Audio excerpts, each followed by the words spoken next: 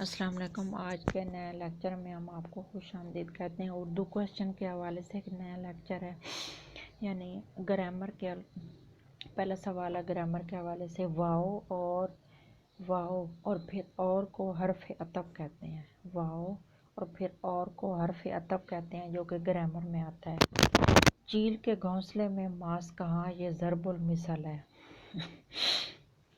چیل کے گھونسلے میں ماس کہاں، یہ ضرب المثل ہے۔ آپ کاج ماہ کاج، جو کام خود کیا جائے وہی بہتر ہے، یعنی دوسروں سے کروانے سے بہتر ہے وہی کام خود کر لیا جائے۔ غریب کی جورو سب کی بھابھی، غریب آدمی پر سب کا بس چلتا ہے۔ غریب آدمی پر سب کا بس چلتا ہے، کوئی ادھر سے دھتکار دیتا کوئی ادھر سے۔ ٹھنڈا گوشت افسانہ ہے، کالی شلوار بھی افسانہ ہے، یہ سعادت حسن منٹو کے ہیں افسانے ہیں۔ وارث ڈرامہ امجد اسلام امجد کا لکھا ہوا ہے۔ وارث ڈرامہ امجد اسلام امجد نے لکھا ہے، اور ابن الوقت جو ناول ہے یہ ڈپٹی نذیر احمد کا ہے۔ ابن الوقت ناول ڈپٹی نذیر احمد کا ہے۔ مصور غم جو ہے وہ مصور غم راشد الخیری کو کہا جاتا ہے۔ ڈاکٹر وزیر آغا کا تعلق سرگودا سے ہے۔ ناچ نہ جانے آنگن ٹیڑھا کا مطلب بے جا عذر کرنا۔ ہوا کے گھوڑے پر سوار ہونا جلدی میں ہونا۔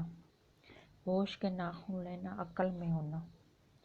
اندھیر نگری چوپٹ راج، بے انصافی کا دور دورہ ہونا۔ ہوا کے گھوڑے پر سوار ہونا جلدی کرنا۔ ہوش کے ناخن لینا عقل میں ہونا۔ اندھیر نگری چوپٹ راج، بے انصافی کا دور دورہ ہونا۔ آئین اکبری سر سید احمد خان کی کتاب ہے۔